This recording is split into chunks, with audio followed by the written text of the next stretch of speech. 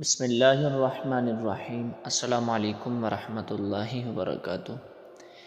آج ہم سنتے ہیں کہ مٹی کے پرند بنا کر اڑا دینا، اس معجزے کے حوالے سے۔ جب بنی اسرائیل نے یہ معجزہ طلب کیا کہ مٹی کا پرند بنا کر اڑا دیں، تو حضرت عیسیٰ علیہ السلام نے مٹی کے چمگادڑ بنا کر ان کو اڑا دیا۔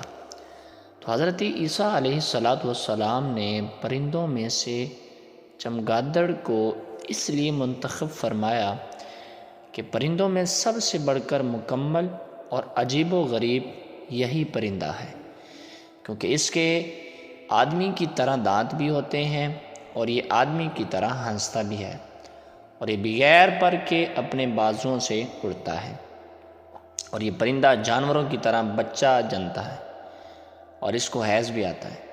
روایت ہے کہ جب تک بنی اسرائیل دیکھتے رہتے یہ چمگادڑ اڑتے رہتے، اور اگر ان کی نظروں سے اوجھل ہو جاتے تو گر گر کر مر جاتے۔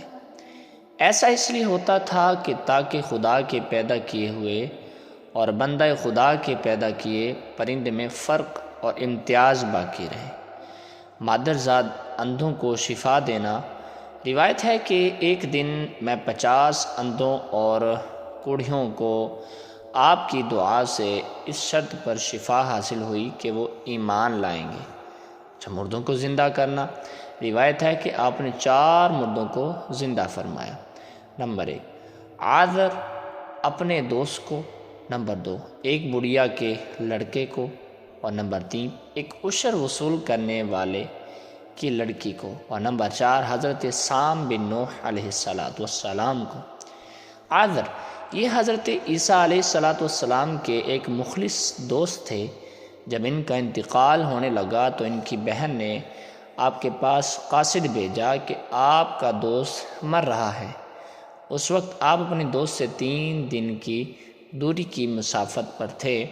عازر کے انتقال و دفن کے بعد حضرت عیسیٰ علیہ السلام وہاں پہنچے اور عازر کی قبر کے پاس تشریف لے گئے، اور عازر کو پکارا تو وہ زندہ ہو کر اپنی قبر سے باہر نکل آئے اور برسوں زندہ رہے اور صاحب اولاد بھی ہوئے۔ بڑھیا کا بیٹا یہ مر گیا تھا اور لوگ اس کا جنازہ اٹھا کر اس کو دفن کرنے کے لیے جا رہے تھے۔ ناگہاں حضرت عیسیٰ علیہ السلام کا ادھر سے گزر ہوا تو آپ کی دعا سے زندہ ہو کر جنازہ سے اٹھ بیٹھا اور کپڑا پہن کر اپنے جنازے کی 4 پائی اٹھائے ہوئے اپنے گھر آیا اور مدتوں زندہ رہا، اور اس کی اولاد بھی ہوئی۔ اور عاشر کی بیٹی ایک چنگی وصول کرنے والے کی لڑکی مر گئی تھی۔ اس کی موت کے 1 دن بعد حضرت عیسیٰ علیہ السلام کی دعا سے زندہ ہو گئی اور بہت دنوں تک زندہ رہیں، اور اس کے کئی بچے بھی ہوئے۔ یہ تھے مٹی کے پرند بنا کر اڑا دینا، اس حوالے سے معجزہ جو آپ نے سماعت فرمایا۔